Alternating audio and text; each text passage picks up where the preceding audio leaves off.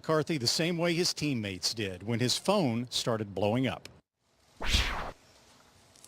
Appreciate you, Randy Moss, for that. McCarthy is gone. They have interim coach Joe Philbin in there, but it brings an interesting question to the breakfast table. Let's play matchmaker here and try to figure out what kind of a coach would make the best permanent solution for Aaron Rodgers with the Packers. What kind of coach? An example or just the characteristics? Sure. What does Rodgers need? Who's his type?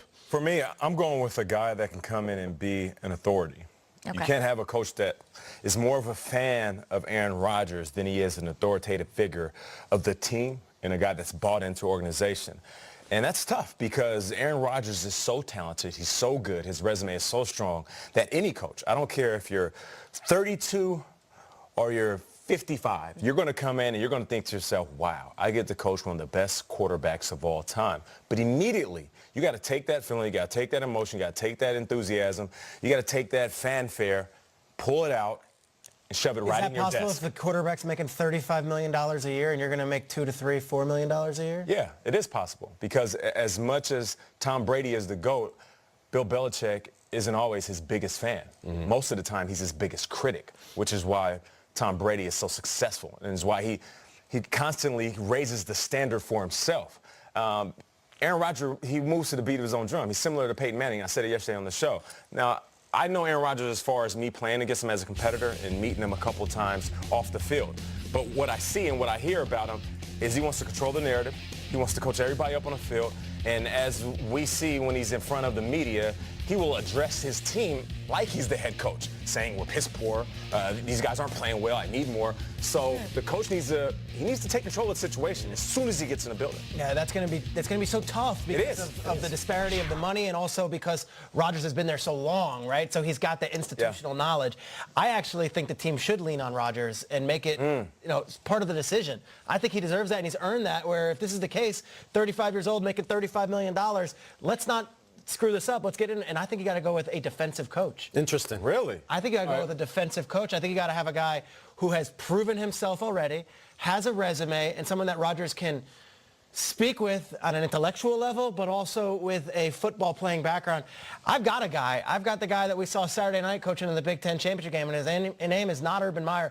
I think Pat Fitzgerald, the head coach of Northwestern, would be a fantastic fit. Okay. This is my Brad Stevens hire, a guy who's done it on the college level, a guy who players respect because they saw him do it on the college level, and a guy who will demand Rodgers' respect because he has done it already at a different level with a team with lesser talent. I think Pat Fitzgerald would be a fantastic pick for the Packers. I like it. What do you got?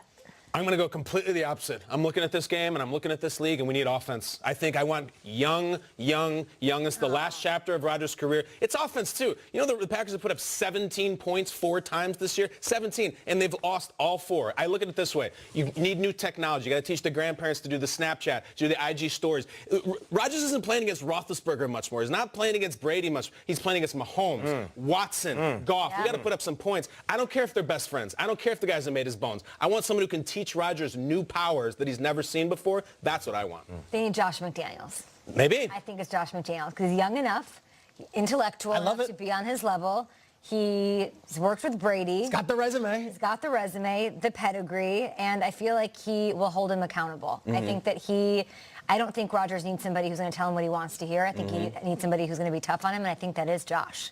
Somebody, if they could find Josh or Josh's clone, that's what I think the coaching solution is. I think that's a great pick. Yeah? And I'm thinking, it's the first time I really thought about it. I'm thinking if McDaniels would leave for any situation, I think Green Bay would be a good fit for him, considering he's done it already with Denver. He had a bad experience there, and he's been waiting.